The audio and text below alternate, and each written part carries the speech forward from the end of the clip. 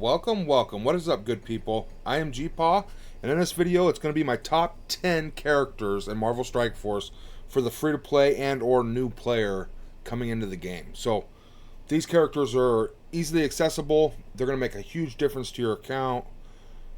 Phenomenal characters. And I just got a top 10 tier list. I promise you there's a lot more than 10 characters on this list. But essentially, it's 10 slots of priority and or importance, and you can move them around depending on your account and stuff. And if you're a spender, I would still say these characters are very important to you, so I would highly recommend getting them unlocked anyways. But without further ado, let's definitely just jump in here and get at it. So I'm going to start at number 1 personally, and I think that just helps me explain the rest of my list as we check off things that we need to do in the game. So we're on day 7. That's my free-to-play, I guess. I'm on like day 30 something here. That's beside the point. The point here is when you're first getting into the game is you're building out your characters. You're trying to chug through campaigns and get past them and move through these and eventually get into Doom War, right? And then go into some hard nodes. Well, through that progression, these characters are going to help you phenomenally. They're used in tons of different places, as well as they're just really great characters everywhere in the game. Now, another thing you're going towards is epic campaigns, which is Dark Dimension at level 65. For the common person that ain't spending free to play, you're probably going to wait till level 70 because you can take 5 Gear Tier 13 characters in and start it. Dark Dimension 1 takes 5 6-star characters to do. It might only take 2 or 3, but you're not going to get it done, right? So the big thing is we're focusing on Dark Dimension 2 at level 70. As you can see, I'm approaching here and pushing through campaigns, being competitive in raids, so I'm getting those awesome payouts, and being competitive in arena so I can get my arena credits for the store, as well as my premium currency power cores. So number 1 on this list is Icarus and Cersei. Now, Icarus is farmable, and you will get him from the raid store here. He'll pop up in here sometimes for 1,400 credits. Absolutely focused farm this guy. Buy him for the 1,400 credits. You can see how many I'm saving. He's going to change your game night and day. Him and Cersei are the biggest catch-up mechanic in the game. He is a 100 shard unlock, but the good news is you can get him from the same place you can get Cersei, which is right here. Premium orbs, and I'll spotlight this here because it's huge. They want you to get these two. They want you to use them as a catch-up mechanic. They are phenomenal characters, and they're going to help boost your account to get into mid to end game content, getting better resources earlier in your account's progress or growth, essentially making your account grow 10 times faster to catch up, right? And then that way the Wells and the in-game players that are still around have somebody coming up to be in their alliance, have other people coming up to be competitive against them, you know what I'm saying? So 2% over 0.41%, you only need Cersei to drop 3 times. Now if you watch a lot of my videos, you'll know that I pulled a Mega Orb on my free-to-play the other day, and I got 50 Cersei shards on my first Mega Orb on my free-to-play. So she unlocks at 45 shards. So I got lucky there. Otherwise, it's just 3 premium orb drops. You can also get her from basic orbs and a bunch of other places, I do believe. A bunch of other orbs as a random drop. But you definitely want to be focusing Icarus. Now, the reason they're number 1 on my list is, like I said, they're the biggest catch-up mechanic.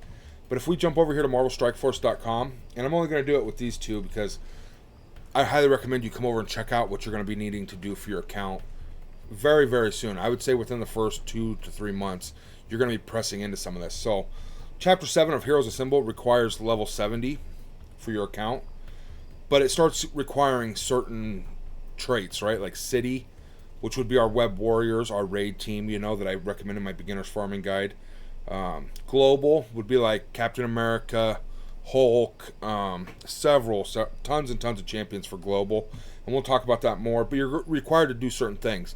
And then Cosmic, obviously, is Cersei and Icarus. They're Cosmic and Mystic. So they're going to clear this out for you.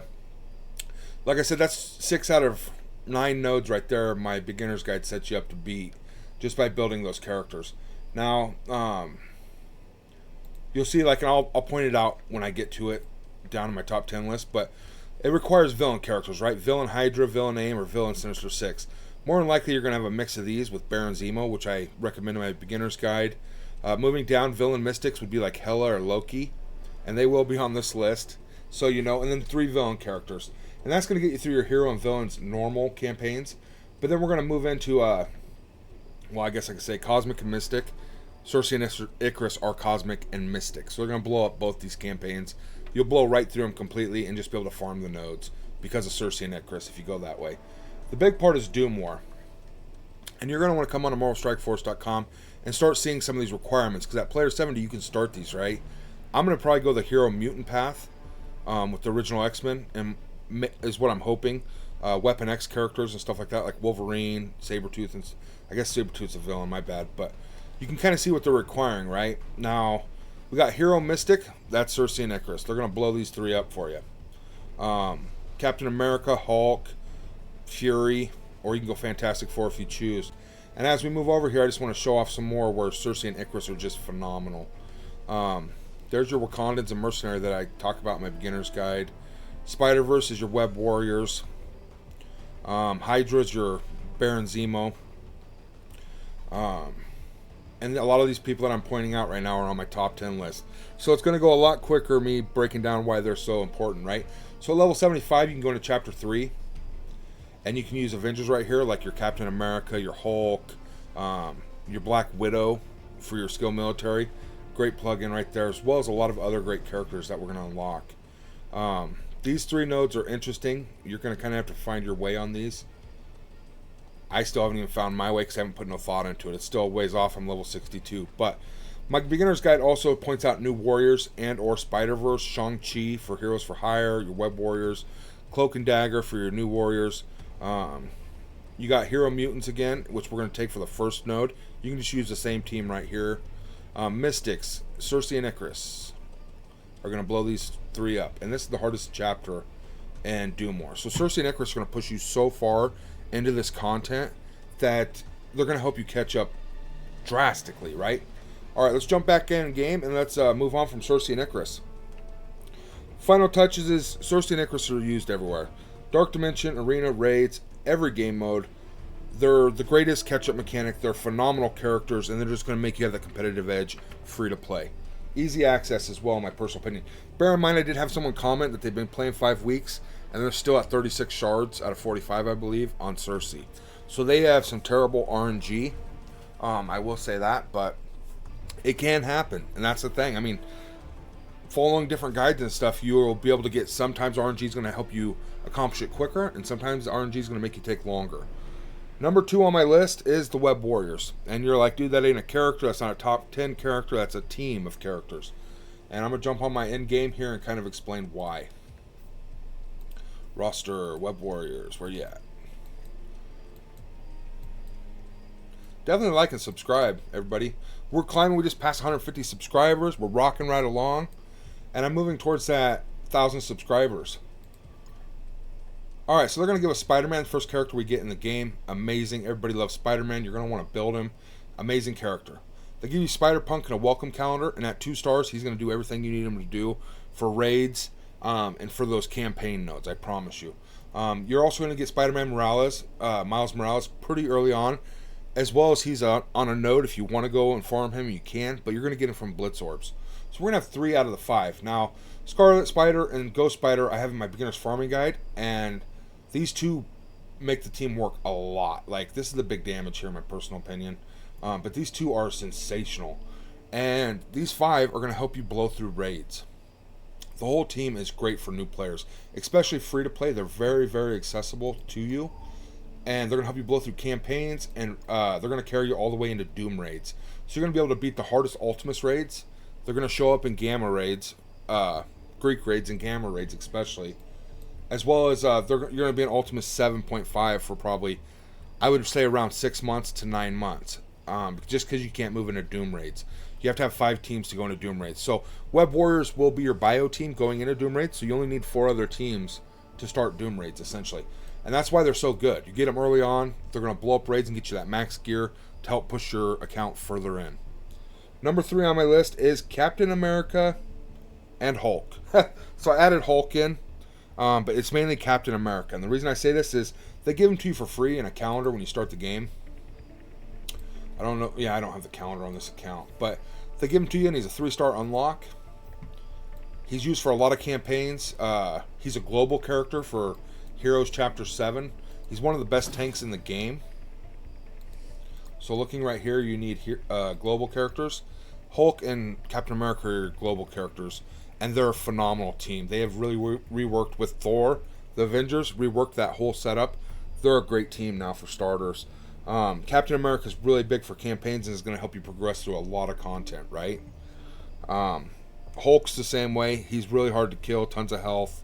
Between the two of them tanking, you can put up 3 damage dealers that are never going to get hit, essentially, and they just nuke down the enemies. Number 4 is Baron Zemo. You're going to want to focus him, mainly because he's one of the best villains in the game. I think he is the fastest character in the game, I want to say. If not, he's right up there. And you're going to get him right here for 1,400 credits. Now, once you unlock Icarus and Baron Zemo, you're obviously going to want to go to opening orbs. But Baron Zemo is great for campaigns. He's needed for campaigns. Otherwise, you're going to get stuck on a node for a few months, essentially. And he's great in Arena or Cosmic Crucible, which is a lot of people's favorite game modes, really. You're going to be able to use him in your skill team for raids, Doom raids. But he's going to make you just crush it in Arena. He's a phenomenal, phenomenal character. And now where he's required is Villains Chapter 7. So we need Hydra. Nobody wants to build minion Hydra. Baron Zemo, about 60,000 power, is going to get it done for you at 3 stars. So just bear that in mind. You can put in some Sinister 6 characters that you're using for Invisible Woman and Shuri Unlock or whatever you're doing with them. Everybody loves Sinister 6, right? You're going to be able to make a comp with Baron Zemo carrying you through these 3 nodes by himself. And he's used in other places as well in Doom Wars. Alright, so number 5 is Killmonger. I guess I could show you these characters actually, huh? So that way you can put a face to the name. Not to mention Baron Zemo's pretty cool looking. This dude right here. I got him unlocked. 3 stars like I said, and as I get him from raid orbs, he'll star up, but I'm investing like crazy into him. I don't even have enough to go up to tier 8 at this point. But I'm stacking him, and I'm going to continue to max him out for that campaign node and for my arena team. He's a plug-and-play character with an amazing kit. Just saying. Don't sleep on Baron Zemo. Killmonger's number 5, and you all know him from the Mercenaries. No, wait, you know him from the Wakandans. No, wait, you know him from Skill Military Team? Yes, this guy's in 3 Flash events. Killmonger is the MVP of this game. He's getting you tons and tons of goodies. I'm going to go to the Wakandan tag myself, just because that's the easiest place for me to look. But you could go to any of those tags and he's going to pop up. This dude right here, you get him from the raid store or out of raid orbs. He is worth focus farming if you ever need to keep his star level going with the rest of the Mercenary, Wakandans, and Skill Military. He's used for all 3 of the best Flash events that come once a month. Gives you 5.4 million gold, tons and tons of silver and gold promo credits. I mean, not a ton, but a good amount. And a ton of training modules, which everybody's crunched on golden training modules. This guy's the MVP. I debated putting him higher on the list, but you get him passively, essentially. And he is just a phenomenal, phenomenal character. His kit's heavy in the crit, and he hits like a brick shit house. So don't sleep on Killmonger. He is number 5 in my top 10 list. Number 6. And this might come as a surprise to some people, but she's the goddess of death. She's always been amazing since she dropped, essentially. Everybody's loved her, and she's always found a place somewhere in some team to help you do things and get it done. And it is Hela. The big thing about Hela is she's actually got a summons that she brings with her. It's not on this skill, huh? This skill? I don't know which skill it is. Needless to say, she's going to summon a minion. Call random... No, that's Zombie Iron Man. Yep. Undying Asgardian or Undying Ally. I don't know. Here's the summon. Boom. This little dude right here. Everybody calls this dude Greg, but he's really an undead Asgardian. But we call him Greg. And it's just easier to pronounce. And it's huge because he's bringing a 6th character to your team. He's got a heal block in his kit, and he can take the damage. And when this guy dies, instantly another one is summoned, but it also heals Hela up. So it's huge. She's also going to be needed for Mystic Villain campaigns later in other campaign nodes, especially in Doom War. Her and Loki are 2 of the few villain mystics you got access to in your early game. So you're going to want to focus both of them. And Hela especially is going to push you. You can use her for the rest of your gameplay, I promise you. She's got this ultimate where when she hits somebody, it's big damage, but it spreads all the negative effects. It won't spread stun, it says, but clear 2 death proof from all enemies. That's huge. Spread 4 negative effects from primary to everyone else, applying regeneration. This is just, she's got a phenomenal kit. Clearing tons and tons of death proofs, right? Hela is number 6 on my list, and that is why. And then obviously Loki's number 7. As I said, I will pull up the list here for villain mystics, and there's some great villain mystics, right?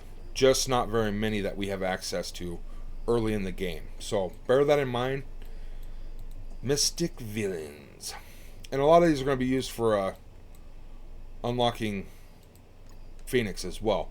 But this is your villain mystic list. I'm never even played this character, but I would like to try him out. I do have him unlocked. I haven't invested anything into this guy, right? Loki, you get first day you're playing, you log in with Scopely. Hela, Elektra's a single target nuke. Again, a lot of people use Ronin, Mordo, and Nobu. I'm trying to avoid some of these because the only thing I'd use them for is to unlock Phoenix. Now, as we get further in the game, you can start seeing some other villain mystics that you could be using. I'm leaning more towards Brotherhood. Juggernaut's huge. Thanos is amazing. Morbius you're going to need for... I'm going to use for Phoenix Unlock. But a lot of these are in-game characters or really new and hard to get to, right? So, that's why I'm saying there's not a lot of villain mystics. And that makes Hela and Loki that much more important to your account. Because you need... It's actually required for some Doom War, I believe, requires villain mystic. And this is the picks that you get to go between, right? So that's why they're so high on that list. Number 8 is ShangChi. ShangChi. And this guy is a beast from the east. Right here. And he just be kicking fools in the face. And when he kicks you, it hurts. He's got a 3-turn cooldown on his ultimate, Way of Fury. And he runs around kicking everybody in the face for big damage. I mean, it hurts a lot more than it's saying right here. Per positive effect from the primary target. Woo! So, this could hit for like 600-700% damage in some of these fights. Because when they buff up, they got like 4 or 5 buffs, if not more. He's just going to be kicking a lot of people in the face, right? One of the best T4s in the game. He's one of the best characters. And I had him on day 6. So you can focus farm him straight out of Blitz store, which you should. Highly recommend that. On his A2, he's hitting the primary target and adjacent ones. And he hits hard. I mean, this is an execution move, essentially. He's going to kill the guy you've been focusing and damage the surrounding troops, right? And then he just has the simple A1 of applying slow, which is phenomenal, right? Big damage. So he's an amazing character. You get him early on, he's going to be great for Dark Dimension. And what I mean by that is when you're building out your Dark Dimension team, like Mystic, Cosmic, they use the same similar gear. Well, if I throw in ShangChi, he's skill, and then I throw in 2099, that's a bio. You have more gear to spread out. But as you can see, I don't have any Mystic gear for this, for Vol. I don't have any skill gear currently. I definitely don't have Mystic gear for Cloak and Dagger. And I put all my skill gear into Kestrel. So, you get what I'm saying? You want to pick 1 or 2 of each type. So, I'm taking Cersei and Icarus for sure, which is my Mystic Cosmic 2. So, then I need a Bio, Skill, Tech, or Mutant. Skill, Bio, and then I probably need a Tech, which would be Kestrel, or, you know what I'm saying? So, that's why ShangChi is so high on the list. You're going to use him in Dark Dimension. You're going to use him in raids. You're going to use him everywhere. This character is phenomenal, I promise you. I'm using him in my arena, and I'm pretty sure I'm going to continue to use him for a long time to come. Now, number 9 on my list is kind of strange, but he's one of the best characters I've seen since I started the game, and they gave him to me for free in a welcome calendar. So, he is just rocking. He was actually the June calendar as well, so I got a bunch more shards from the June calendar. This guy is insane. On his A1, or his A3, his ultimate, he usually opens up with this. He's going to apply slow and defense down to all enemies, clearing 3 random effects and doing some solid damage. It's only 200%, but it's a solid opener. You get what I'm saying? Now, if they have Death Proof, he's going to apply Death Proof to self and all allies, which is apply 2 Death Proof. Wow, that's an insane ultimate.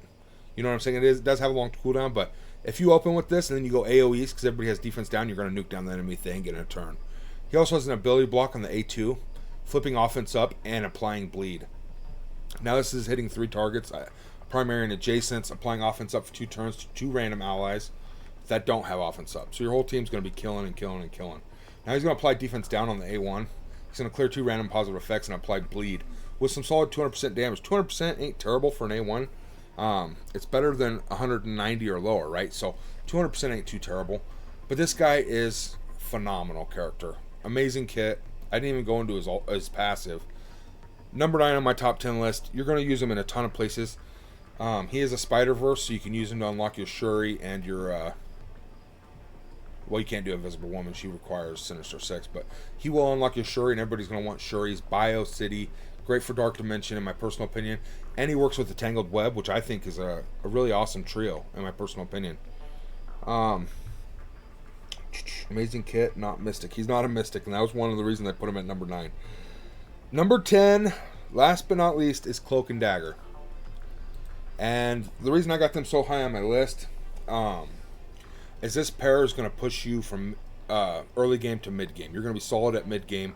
Once you have these both unlocked and you start going into Doom Raids, these two are going to carry you through everything. They're Dark Dimension gods. They are mystics, which is rough because we have Cersei and Icarus already, so they use a lot of the similar gear.